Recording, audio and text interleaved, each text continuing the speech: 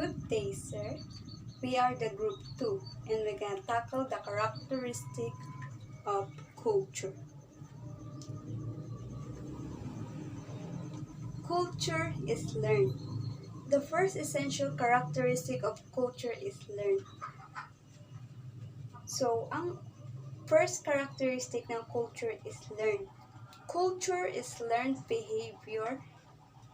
It is not inherited biologically, but it is learned socially by a human in a society through we see and experience. Ang culture ay hindi lang ito basta namamana, kundi ito ay natutunan ng isang tao sa society na kinalakihan niya at sa pamamagitan na rin ng mga tinuro sa kanya ng kanyang mga pamilya at kaibigan na nakakasalamuha niya sa araw-araw.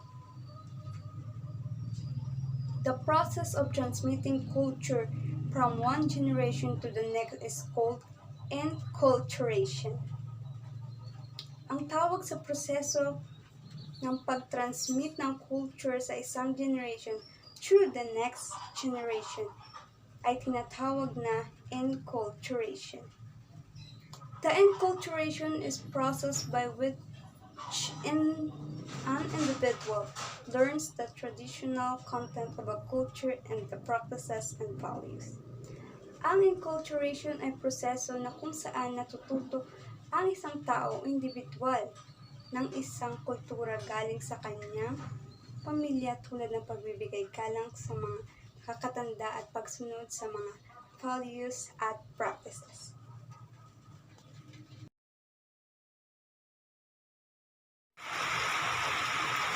Good day everyone, I'm Angel Dagat Sapo.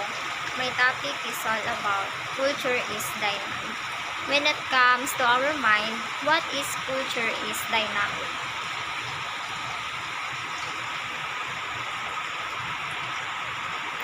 Culture is dynamic and thus complex.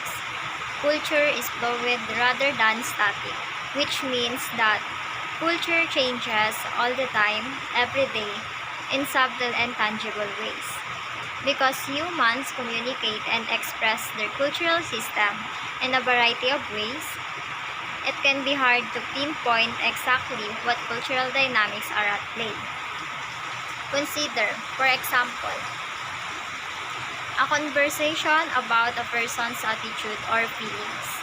In this type of conversation, Albert Mehrabian, 1971, found that people pay attention to the words or what is being said, the tone or how the words are said, and the visual behind the words, often called the body language.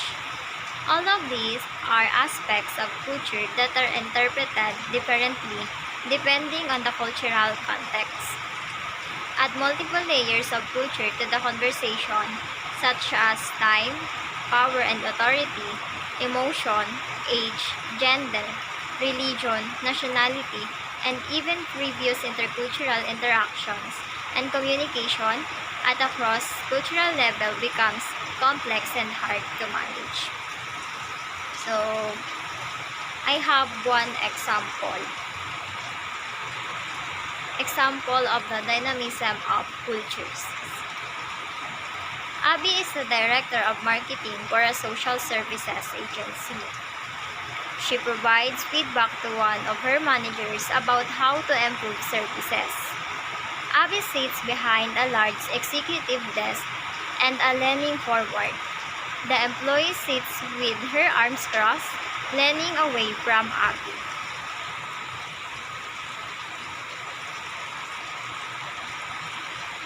So, if you were observing this scene, are you able to tell from the body language what each person is thinking?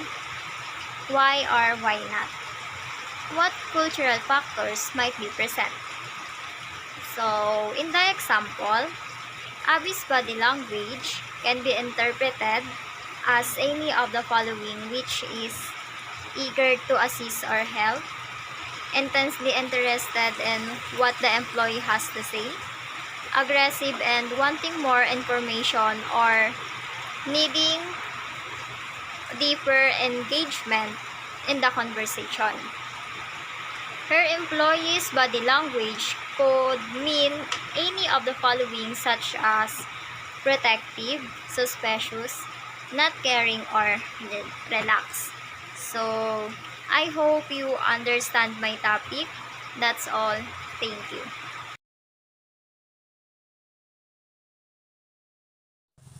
Good day, everyone! Today, we will tackle about the characteristic of cultures. Why culture change? Culture change all the time because culture is an entire way of life. A change in one part, change another parts. Change in the natural environment, technology, and ideas all affect and culture. Yung kultura is nagbabago siya sa lahat ng oras o panahon dahil ang kultura ay ang pamumuhay ng every individuals at ito ay nagbabago sa iba't ibang paraan katulad ng pagbabago sa likas na kapaligiran or natural environment, technology, and ideas. Lahat ng ito ay nakakaapekto sa kultura na mayroon tayo. There have three concepts that causes of cultural change. Number 1, discovery. It refers to the process of finding new place or an object, artifacts, or anything that previously existed. So, ang discovery is tumutukoy sa proseso ng paghahanap ng bagong lugar o bagay na artifacts na dating ginagamit. Like for example, ang pagpapaapoy gamit ang bato or ng kawayan. Number 2, invention. It implies a creative mental process of diverting, creating, and producing something new, novel, or original. Invention can either social or materials. So, ang invention ay nagpapahiwatig ng malikhaing proseso ng pag-iisip o paggawa ng isang bagay. Ang invention ay maaaring panlipunan o materials. Number 3 is diffusion. It refers to the spread of cultural traits, religious, belief, technological ideas, language, form. So, ang diffusion ay tumutukoy sa paglaganap ng mga katangiang pangkultura, katulad ng religious, paniniwala, ganon din sa uri ng pagkain at pananamit. Good day po, sir. I'm Nico Jaharia, B.Ed 2, Block 3 po. Culture is diverse. Cultural diversity is the quality of diverse or different cultures as opposed to monoculture. The global monoculture or a homogenization of cultures akin to cultural evaluation. The term cultural diversity can also refer to having a different cultures, respect each other's and differences. So, example lang po dito sa bayan ng Brox Point, all culture here is diverse. So, it's mean po, halo-halo po ang kultura na meron po tayo dito.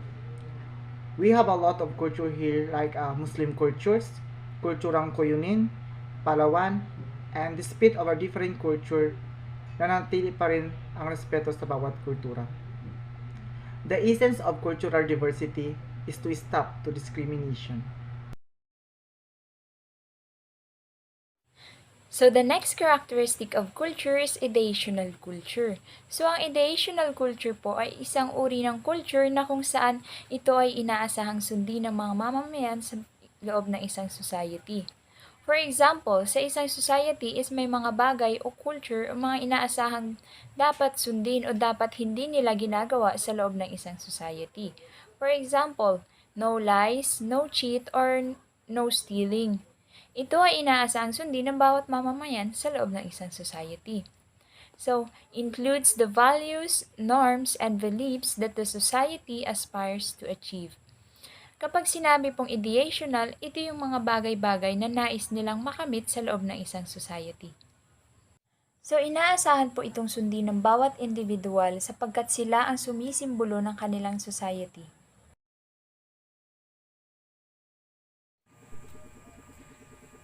Good day.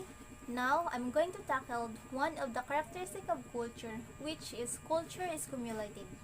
When we say cumulative, it is diverse or adding together all the things that came before. Knowledge is stored and passed on from one generation to next. Our culture starts since the day of our birth. Our parents teaches us about their beliefs, tradition, and passes their culture to us. And a new knowledge is being added to what is existing. Since the culture is diverse, every individual has different culture. For example, at school, students interact with one another and they share their knowledge and their culture. And those students acquired new knowledge and added to their existing ones. Each culture has worked out solutions to the basic problem of life, which is then passes to its children. Yung na-acquired natin culture ay naa-apply natin sa ating society at naa-adapt natin as our own. And it help us to be aware of the things that is unknown to us. Halimbawa, nagbisita tayo sa ibang society at naninibago pa tayo sa society na iyon. Pero, dahil may na-acquired na tayong knowledge or culture about sa certain society na yun, ay madali na lang tayo makaka-blend in sa society na yun. Siyempre, since na-added na yung culture at na-acquired natin, na-apply na natin iyon sa ating as our own at naipapasa na rin natin iyon sa ating mga anak at sa next generation. Hello, I'm Gandali Karim Baluan. So, let's moving on the following characteristics of culture, which is called culture gives us a range of permissible behavior patterns. So, before we going to start, let's just first answer this question. And what is permissible behavior pattern? So, from the word permissible, ano kayong pumapasok sa isip natin pag naririnig natin yung ganung word? So, permissible, that means it is something allowed or permitted. And it is the type of behavior that is common among people of the same culture. So, culture affects behavior. Sabi dito, the culture in which a person has growth will dictate how a person would think and behave. And the culture, belief, values, and norms that a person practices or follows are patterns or paradigm on how she or he would think and behave as well. So, culture affects also the behavior that reflects the moral and ethical beliefs and standard that speaks to how people should behave and interact with. So, halimbawa ko na lang dito yung kung paano mag-act ang isang individual sa in their home, community, or in the society. So, isa na rito yun sa differences ng babae sa lalaki pagdating sa kanilang kilos. Halimbawa na lamang, diba, hindi naman ata maganda tingnan sa isang babae na lumakad ay parang siga sa kanto na sigurado kapag may nakapansin, lalo na yung mga matatanda, di nila mapigilang magsalita na, ano ba yan? Kibabaeng tao, ganun maglakad. Or, hi, mga bata talaga ngayon, iba na akong umasal. So, yun nga, para hindi tayo mapag-usapan or mapuna, kailangan naman natin na umakto or kumilos na naaayon sa kanilang paningin. Or, kung babae ka, dapat hindi magaslaw or dapat mahinhin lang kung kumilos. So, next is why culture is considered as an established pattern of learning. So, culture helps in understanding and predicting the human behavior, and also it provides channels of interaction for individuals within the group. So, when we say it is considered as unestablished. It defines that the pattern of behavior for individuals. It is based on how he or she act according to the behavior pattern that defined by culture. So, for example, the way on how we should act or dress based on our gender. So, kadalasan naman kapag 'di ba, pag nakakita kayo niya na nakapalda or bestida, kahit naman nakatalikod, 'di ba, malalaman mo yun na ay babae based on how she dress up like that. So, at of course, pagdating sa kasuotan, we were allowed naman na pagsuot ng formal na aayon sa ating trabaho, religion, or kung ano pa man. Like, kung ikaw ay estudyante, inaalaw talaga na magsuot ka ng uniform before you enter into school. Dahil kung hindi, baka mapagkamalan kang outsiders or in any case, baka hindi ka papasukin ni guard sa campus. So, ganon din syempre sa mga employee, diba? Bago sila pumasok sa trabaho, ay kailangan na naka-complete uniform sila. Nang sa ganon ay ma-recognize talaga kung saang department or company sila nagtatrabaho. Good day everyone. Today it's all talking about culture is integrated.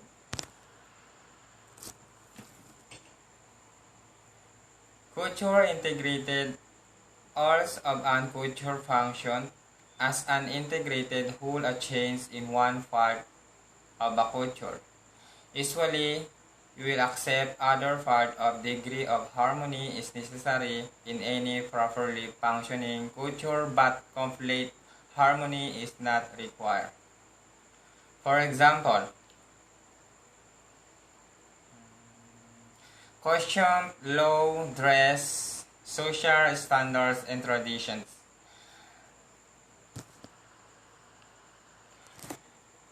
There are three parts of integrated. Now we have number one, social structure. The rule govern relationship with all the rights and obligations that hold members of a society together. For example, an entity accept or complex based a more fundamental one, social institutions such as the law and politics. Number two, we have infrastructure, the economic foundation of a society, including its subsistence, practice, and the tools and other materials, equipment used to make living.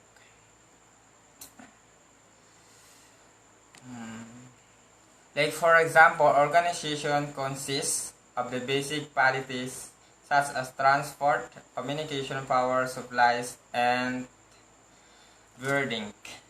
And the last, superstructure. A society shared sense of identify the worldview. For example, in this, the last three parts of the integrate. Transform, system, communication, network, and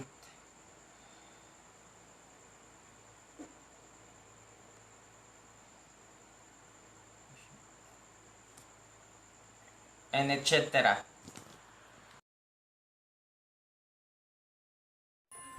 This is the one of characteristics of culture. Culture is communicable. Culture is mentally communicated from one generation to another. This brings about a regular expansion of culture. Because of this communication, a new generation can benefit from the experience of an old generation. In other way, culture becomes stable and extension of an individual or group does not affect it. So it means, ang isang kultura nakikipag-ugnayan nito sa isang henerasyon at sa mga sumusunod pang henerasyon. Sa pamamagitan nito, napapalawak ang ating kultura. Dahil sa komunikasyon na ito, maaring mabenefit na isang bagong henerasyon ay sa makalumang henerasyon. Hindi nagbabago ang isang kultura. Ito ay nanatili at mas napapalawak pa ng bawat isa. Example, pagmamanot sa matanda at paggamit ng pu at upo kapag nakikipag-usap tayo. Tulad din ng festival, ipinagdidiriwang ito dati na until now, hindi pa rin nagbabago. And that's all.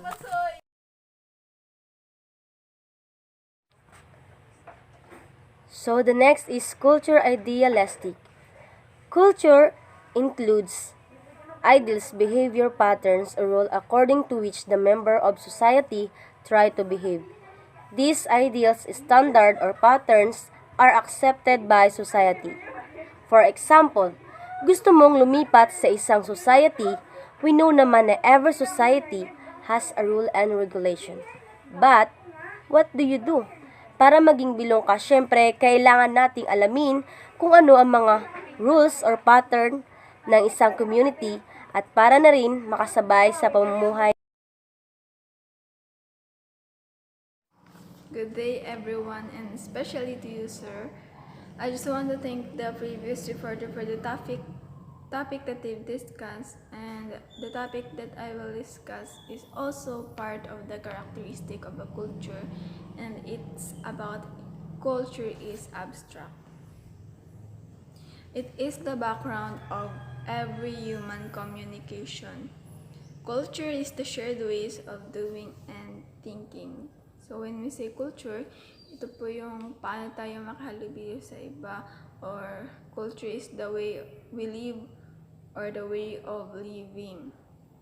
So kung paano tayo makahalubilo sa iba, doon makikita kung ano yung culture natin sa mga beliefs na meron tayo, sa values na meron tayo, at sa mga pakikipag-usap at pakikipaghalubilo natin sa iba, doon natin makikita yon. And for example, sa values, for example, sa sarili ko, yung values ko is yung family, my religion, and my studies.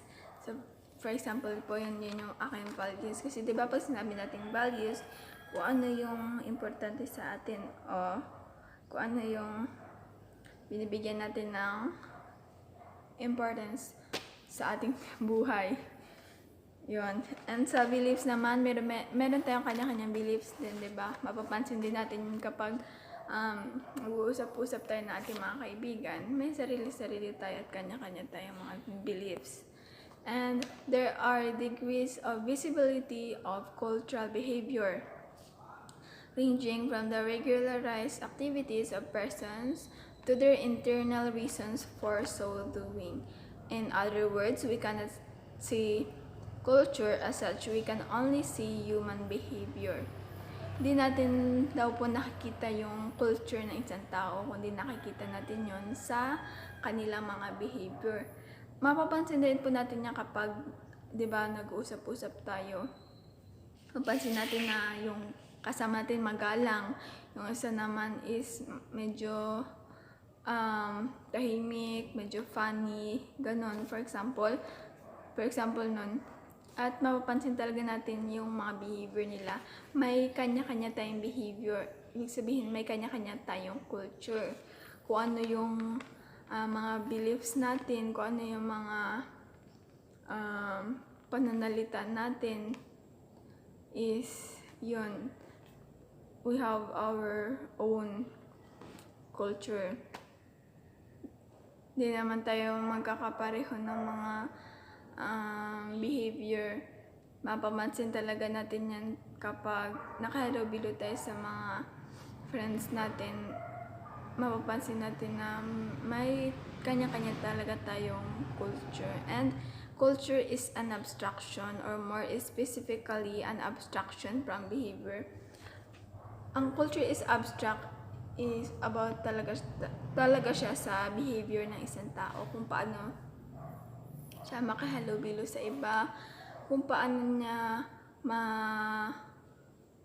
maano yung sarili niya sa iba kapag nag-uusap-usap ganun, maipakita yung kanyang sarili sa iba. And sa mga sa mga ginagawa, napapansin natin yun sa pamamagitan din ng behavior ng isang tao. At mahalaga na mapag-aralan natin yung culture is abstract para mas maintindihan pa natin kung paano natin mas maintindihan, mas maunawaan ang culture ng isang tao na hindi natin pala yun nakikita, kundi mas nakikita natin yun sa pamamagitan ng behavior ng isang tao. At yun,